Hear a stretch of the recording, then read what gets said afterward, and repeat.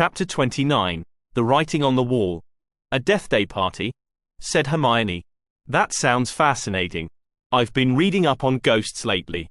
They have an entire division at the Ministry of Magic, but there's really not that much written about them. Maybe 'cause they can't write, Ron joked. Hermione gave him an annoyed look. Nearly headless Nick had apparently roped Harry into attending his 500th Death Day party after saving him from Filch. Why ghosts would want to celebrate death days instead of birthdays, even in the afterlife, she didn't know. Maybe it was a cultural thing. The one downside was that it was during the Halloween feast, but still, a cultural experience like that, especially a 500th, probably didn't come around very often. They can write, though, Harry said. That headless ghost wrote a letter to Nick. He did? Hermione said in surprise. Was it a regular letter or a ghost letter? A ghost letter, I guess. Nick had it in his pocket. But how? If ghosts only have what they had on them when they died, how do they get quills, ink, and parchment to write ghost letters with? Harry shrugged.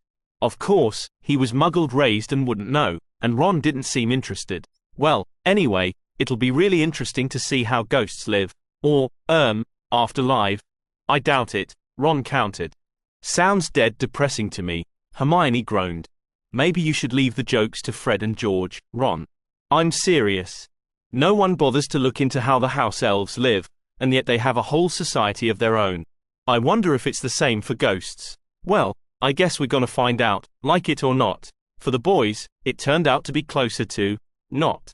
On Halloween, Hermione was starting to think she'd rather go to the feast herself, but a promise was a promise, and she insisted on making sure Harry got down to the dungeons for his promised visit to Nick's party. Hermione's first impression of what she took to be the ghost culture was not a good one.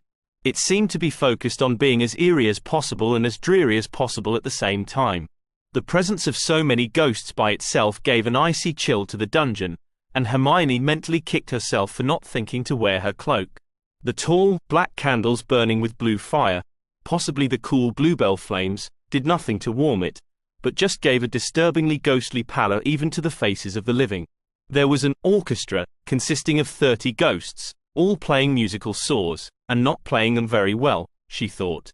You would think they would be better, having Merlin knew how many years to practice, unless they were trying to make it sound like a ghostly wail, which they probably were.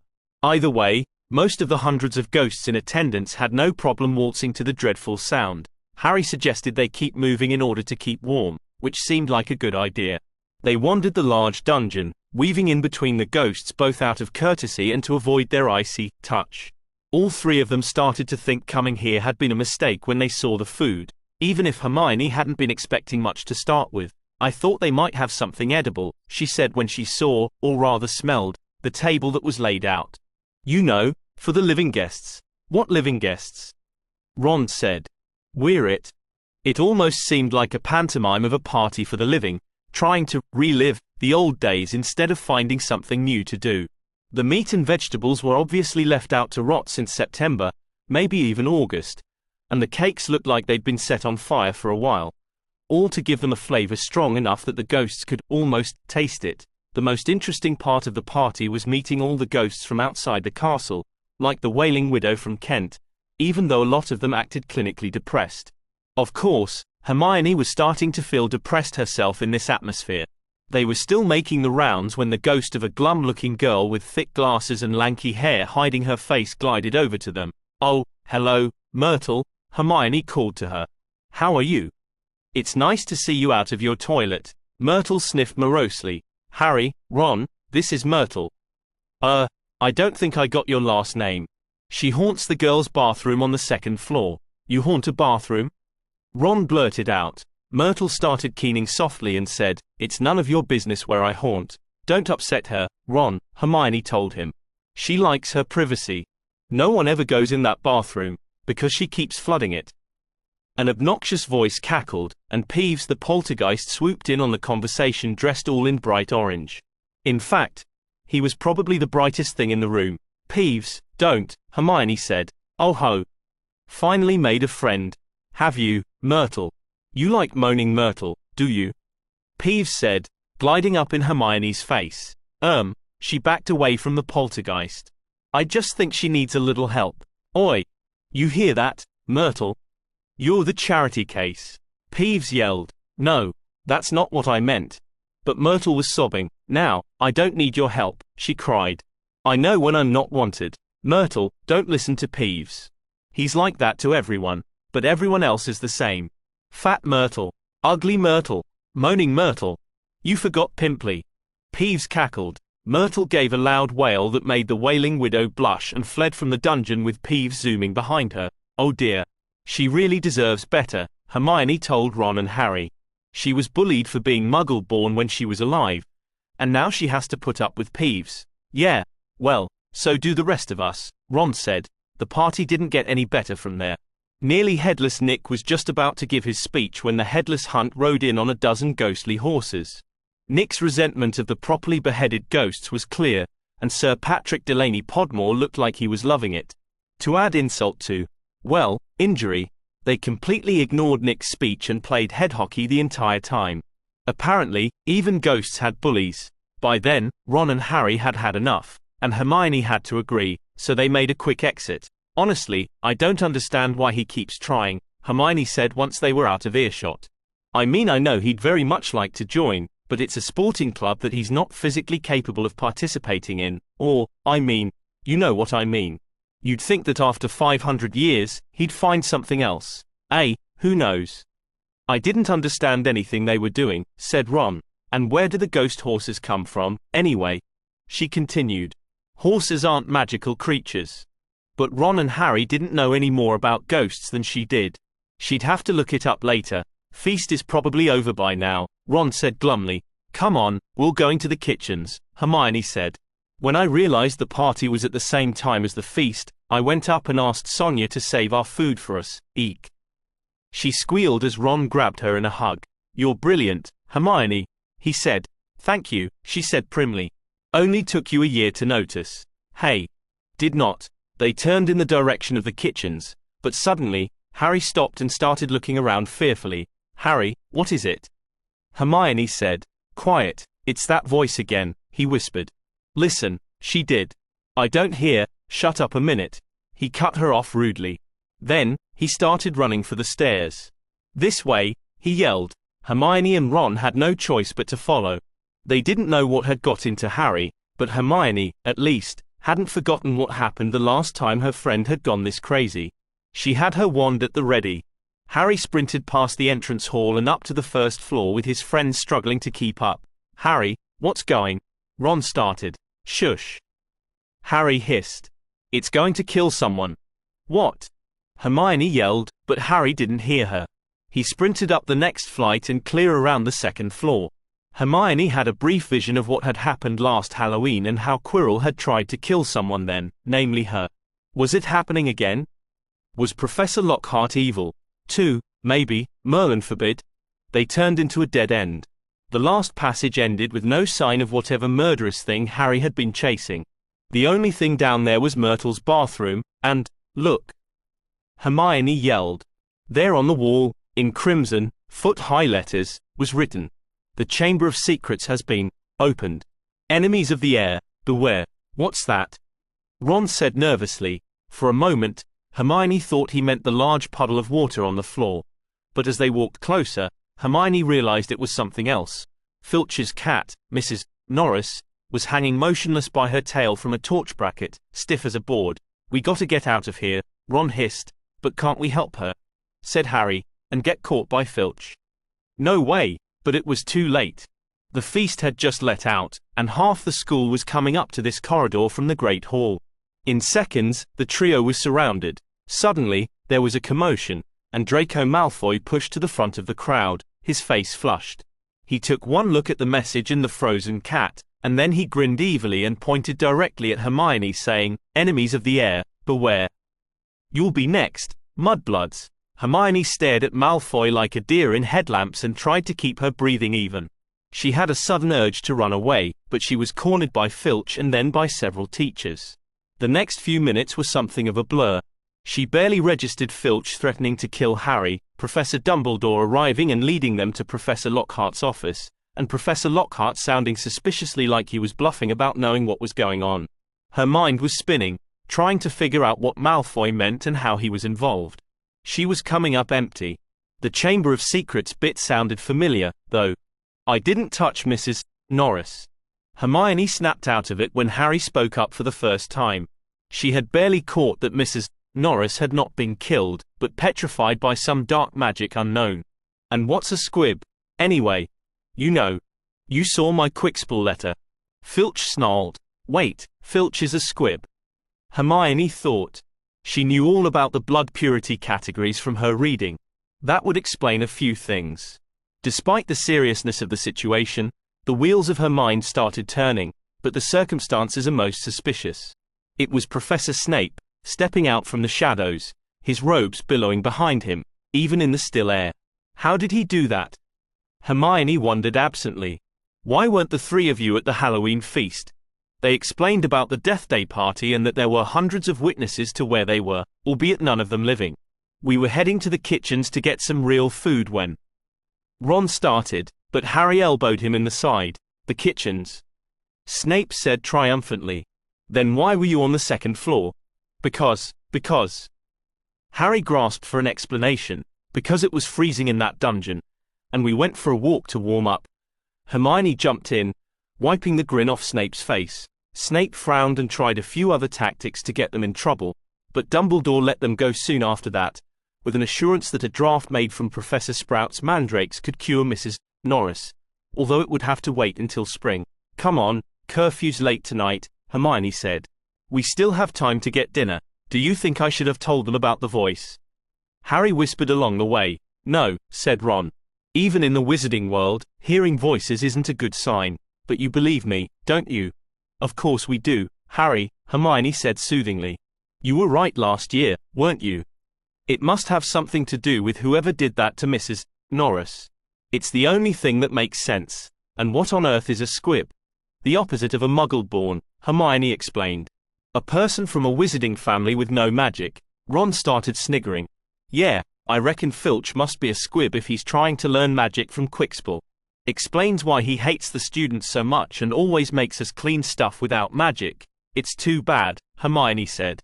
He really seems to like that cat. Too bad for us, you mean, Ron countered. He'll be even worse than usual, now. Hermione sighed and gave it up. They reached the kitchens, and she tickled the pair in the painting of the bowl of fruit to open the door. Oh, hello, sirs and miss, squeaked the first elf they saw. Sonnet, they is here. They is here. Miss Hermione Granger.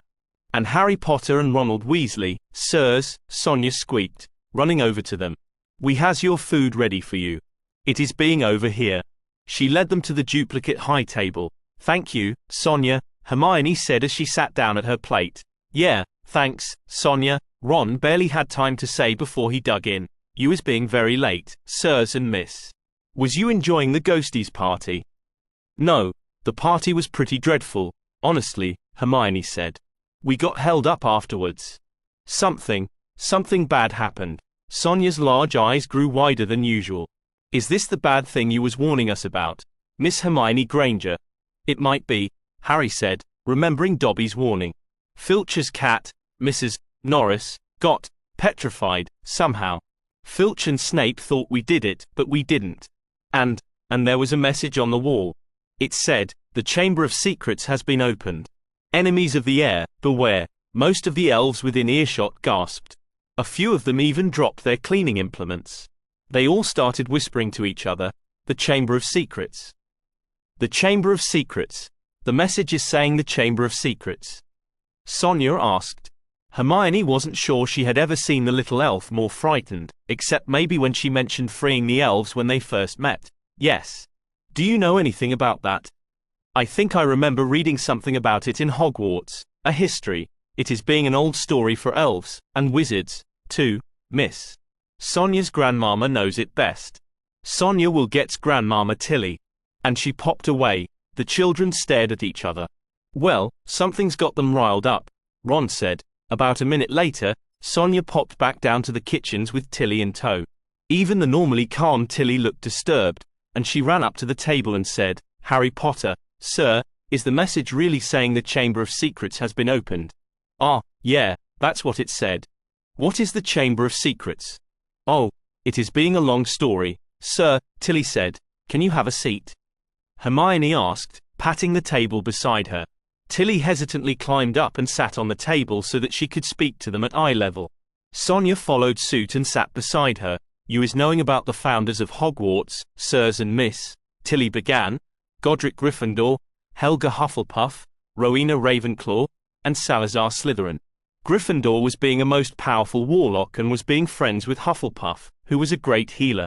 Ravenclaw and Slytherin was the greatest enchanters of their age. Gryffindor and Slytherin was not liking each other much, but they was working together to protect wizards from dark lords and witch-hunting muggles. The founders was not starting a school at first. They each was having their own special magic, and they each gathered apprentices to teach them their magic. But then, the Dark Lord Fowl came and tried to take over all magical Europe, and they was needing a castle to protect themselves and their apprentices.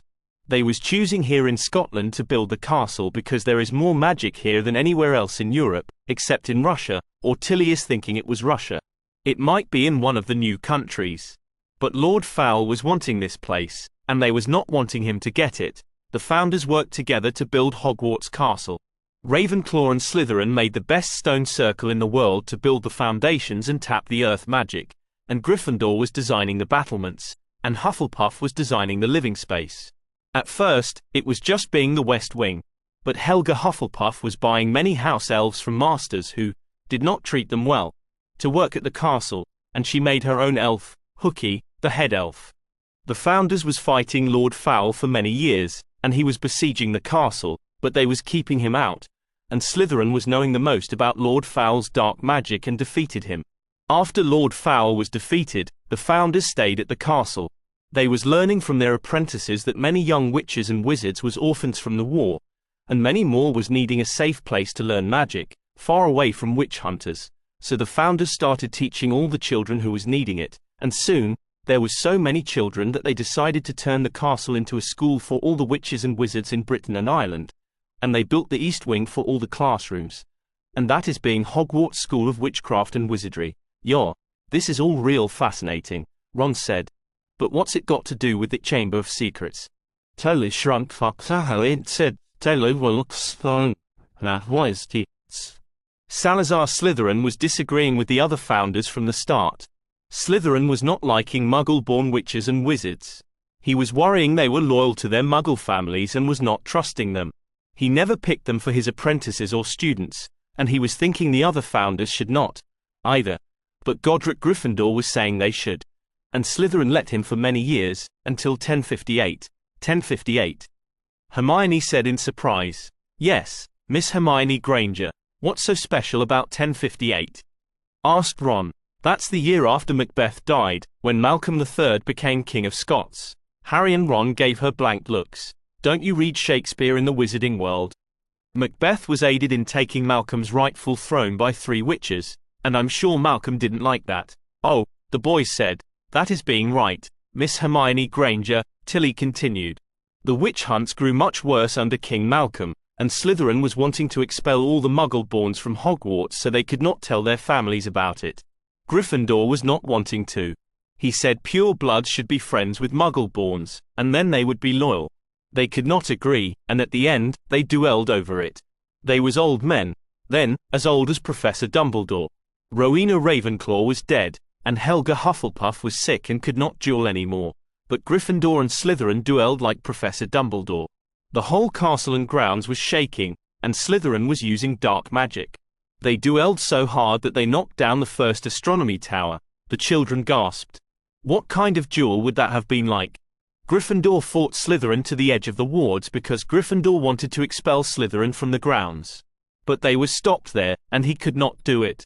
But then Helga Hufflepuff sent Hooky to help, and Hooky pushed Slytherin out of the wards when he wasn't looking, and he was banned from Hogwarts forever. Good for Hooky, Hermione said. That still doesn't explain about the Chamber of Secrets, said Harry. Now, Tilly lowered her voice a little. That is being the legend of Slytherin, Harry Potter, sir. The story says that Salazar Slytherin was knowing for years that the witch hunters would come, and that Godric Gryffindor would ban him from the castle. So Slytherin built a secret chamber deep under the castle without telling the other founders, and he put something inside to purge all the Muggle-borns from the castle. Hermione froze, her eyes wide. Purge? She squeaked. Yes, miss. What's in the chamber? Asked Harry. The story says it is being a monster, sir, that can be preserved for many centuries and that only the heir of Slytherin can control it. Enemies of the heir beware, Hermione whispered. Tilly, is the Chamber of Secrets real?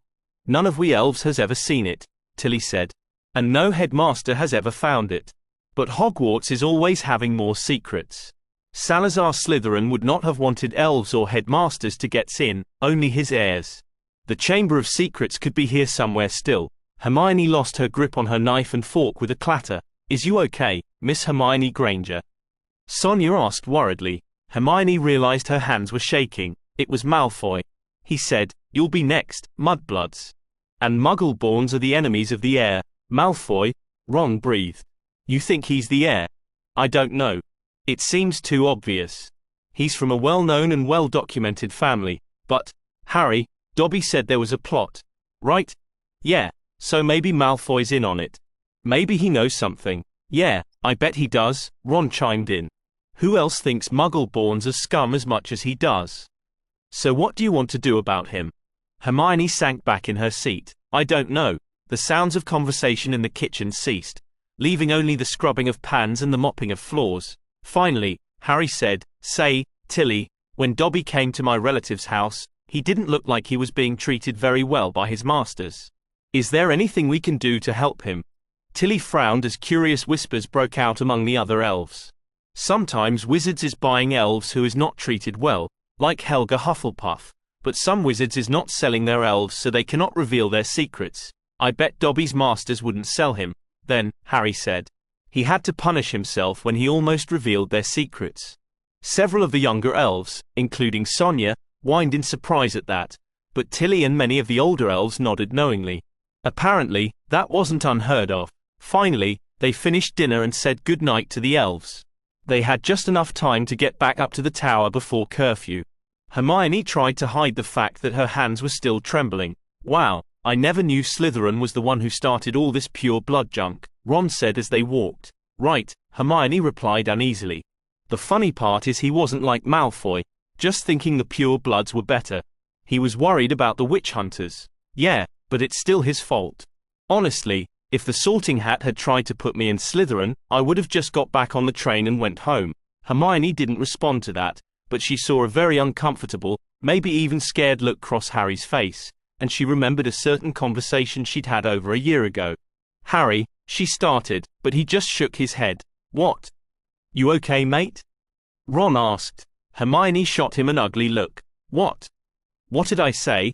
Harry seemed to shrink into himself even further. Harry, I told you then it's okay, Hermione said, cautiously putting an arm around his shoulders. You're nothing like them, huh? Ron said. Harry looked up and faced his friend nervously. Ron, the Sorting Hat did try to put me in Slytherin. What? Ron bellowed. What happened? Why didn't it? 'Cause I told it I wanted to go anywhere but Slytherin, and it put me in Gryffindor. I didn't even know about the pure blood stuff. I just knew Voldemort and a bunch of dark wizards were from there, and Malfoy was there, and you didn't want to be anything like them, Hermione assured him. But sometimes I still wonder, he started. You're not, Harry, she said fiercely. You proved you're a Gryffindor 1 year ago tonight when you saved me from a mountain troll. And you've proved it again and again since then. You almost got yourself killed 4 times last year, and those are just the ones I know about. And then, to both Harry's and Hermione's relief, Ron broke into a smile. Yeah, Harry, can you imagine Malfoy taking on a troll? He'd probably wet himself. Harry started laughing. Yeah, I guess you're right. Thanks, guys. The next few days were some of the most unpleasant Hermione had had in quite some time. Everything seemed to be falling apart again. She never thought she would be one to go paranoid, but she found herself looking over her shoulder frequently, in case Malfoy should show his face. She wasn't the only one, either. Justin Finch Fletchley seemed to be scared of Harry all of a sudden. Being found at the scene of the crime, some people were starting to think he was the heir of Slytherin, as absurd as that was. Also, Ginny was looking more pale and nervous than before her cold. Ron claimed she was a great cat lover, and Fred's, George's, and Ron's attempts to cheer her up fell flat. Hermione didn't tell her parents about Mrs. Norris in her letter that week. She felt a little guilty about that, but she pushed it off by writing, something strange happened. But things are mostly fine, now. I'll tell you more when I know what's going on.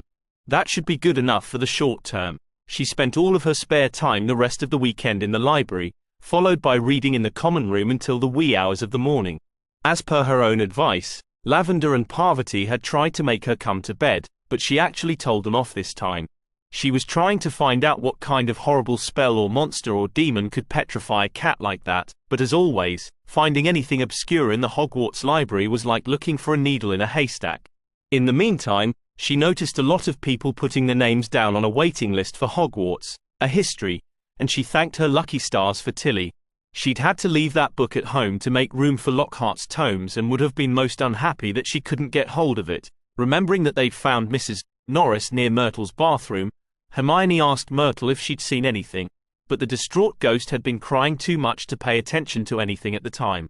The one other odd thing the trio noticed was that the spiders were behaving very strangely, and that Ron was arachnophobic, almost as if they were leaving the castle en masse, despite the approaching winter.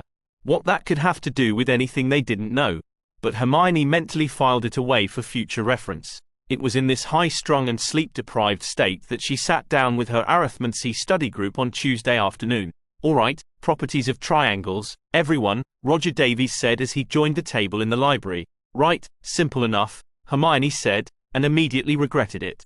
For the most part, she had curtailed the urge to say things like that around her classmates, but as she presently was trying to make her brain focus enough to understand triple integrals on the side, it slipped out. "Yes, well, do triangles get used that much in spellcrafting?" Roger asked. "Not so much directly, but trigonometry does," Hermione replied, absently leaning her head on her hand. "Say, you don't look so good, Hermione," Alicia Spinnet said. "Are you feeling all right?" Hermione was about to brush it off and say she was fine, but she decided at the last moment that she really ought to be honest. "No, it's this whole Chamber of Secrets business." "Oh, that. Are you worried about it?" "Yes." "Did you hear what Malfoy said?" Alicia growled softly. "Yes, practically everybody heard what he said." "You think he's involved?" "I think he might know something." "What is the Chamber of Secrets, anyway?" Roger asked. Hermione briefly summarized the story Tilly had told her.